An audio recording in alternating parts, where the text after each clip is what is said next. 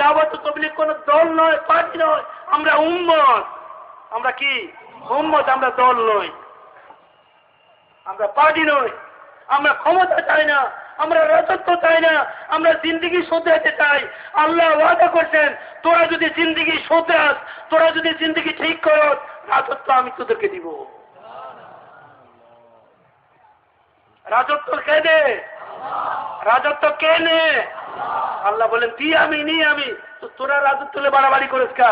তো করে যেটা করছে এটা ঠিক কর, রাজত্ব আমি দিব, জমিনের খেলাফত আমি দিব। তোরা ইমান ঠিক কর, আমল ঠিক কর। ইমান আমল ঠিক করার মেহাতের নাম তবলিগ। ইমান আমল ঠিক করার মেহাতের নাম তবলিগ।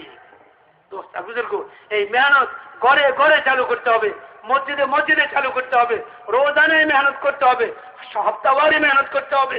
দোস্ত বুজুর্গ, মাসিকে মেহনত করতে হবে, বাৎসরিকে মেহনত করতে হবে, জিন্দগির মাকসাদ বানাইতে হবে। একজন ব্যবসায়ী ব্যবসাকে মাকসাদ বানাইয়া সারা জীবন ব্যবসার টাকা পুরা করে, একজন মুসলমান হুজুর সাল্লাল্লাহু উম্মত হওয়ার কারণে দাওয়াতের মেহনতকে জিন্দগির মাকসাদ বানাইয়া সারা জীবনই মেহনত করবে। ব্যবসা অসুবিধা নেই, ব্যবসা বাধা দেয় না, চাকরিকে বাধা দেয় না, কামাই রুজিতে বাধা নাই, করো সেগুলা, কিন্তু জীবনের উদ্দেশ্য বানাও দাওয়াতকে। জীবনের উদ্দেশ্য কি?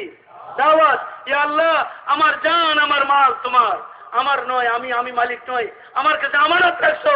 আমার এই জান আমার এই মাল তোমার দ্বীনের জন্য আমি উৎসর্গ করব। যেখানে তোমার দ্বীনের জন্য দরকার হবে, যেখানে তোমার দ্বীনের জন্য মাল দিতে হয় মাল দিব। আর যেখানে আওয়াজ আসবে যে আল্লাহর দ্বীন মিটতেছে, জান দিবে কে, সেদিনও আমি দাঁড়ায় বলবো যে আল্লাহ আমি দিব, যা আমি দিব, আমি দিব। হুজুর সাল্লাল্লাহু আলাইহি ওয়াসাল্লাম এক উম্মতের জীবন বানিয়ে গেছেন।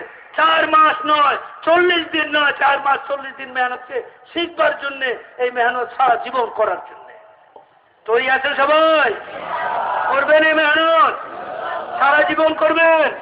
আল্লাহ আমাকে আপনাকে সবাইকে কবুল করে নেন, সারা দুনিয়ার মুসলমানকে খোদাই মেহনতের জন্য কবুল করে।